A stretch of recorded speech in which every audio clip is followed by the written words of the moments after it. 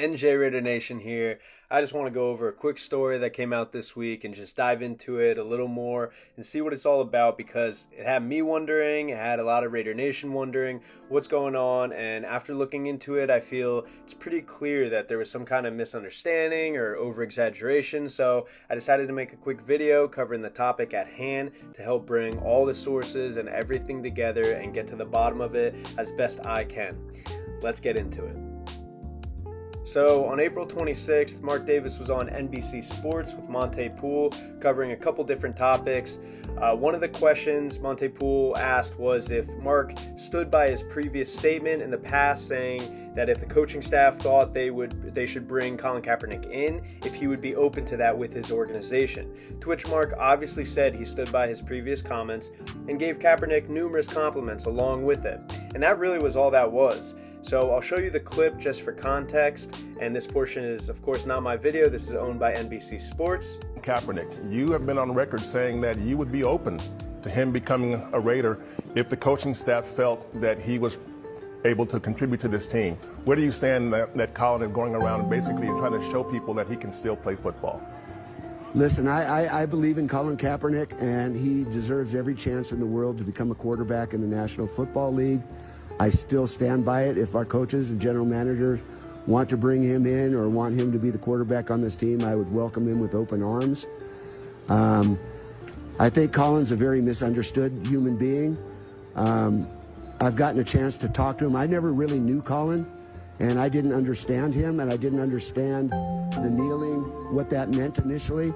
Over time, I have learned a little bit more about it, and I understand where he was coming from, and he's got a message for society as a whole. There's people that I'm very close with. Tommy Smith is somebody who back in 1968 made a nonviolent gesture to let people know that, yeah, I might have won the gold medal, but there's a lot of problems left back in America that we got to fix. And I think in the same vein, Colin Kaepernick has sacrificed a lot of the things that he could have been doing in his life, and to get a message across about police violence and equity and inclusion in America. And I stand by that. Then on Thursday, 2 days later, all of a sudden, many different news outlets got a hold of this and were coming out as if the Raiders were really into the idea of signing Kaepernick. And I feel like this was the part that had everyone a little confused. I feel the majority of football fans, owners, teams feel that if Kaepernick was going to be a game changer for them at quarterback, of course they would welcome him into the team, or at least they wouldn't publicly deny it when asked. So Mark Davis's response seemed very standard, and he was straight to the point and honest, but this spurred quite the public perception of the Raiders all of a sudden signing him, so that's where I feel the story got exaggerated.